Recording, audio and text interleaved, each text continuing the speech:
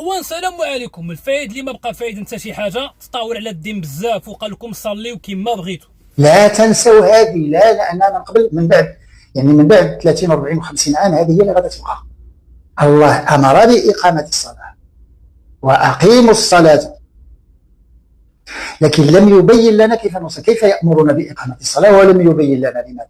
رحمه منه، فاقبلوا رحمه الله ليتركك انت تصلي، بما انه لم يبينها صلي كيفما تريد.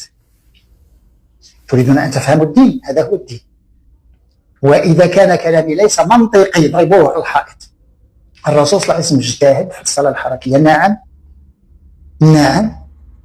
الصلاه الحركيه. لماذا؟ لان بدون الصلاه الحركيه لا يمكن ان تكون صلاه. نعم ام لا؟ يعني القران تقول لك صلي كيف بغيتي، نعم، لكن الرسول صلى الله عليه وسلم اجتهد ووضع طريقه نصلي بها. معنى طريقه نصلي بها، لا اذا لم تكن طريقه تصلي بها لا يمكن ان تصلي. يعني ركعتين وربع ركعات وثلاث ركعات، وكذلك النافله الناس يتطوعوا ويصلوا ركعتين، وكلما ضاقت بك تصلي ركعتين. ما معنى لما تضيق بك تصلي ركعتين؟ ما معناها؟ ما معنى هذه الركعتين؟ معناها ان هذا الجسم في مأزق، جسمك في مأزق، يجب ان تبطل هذا المأزق وان تتعامل مع الروح. تصلي ركعتين فقط لكي لا تصاب بضغط نفسي وتتوتر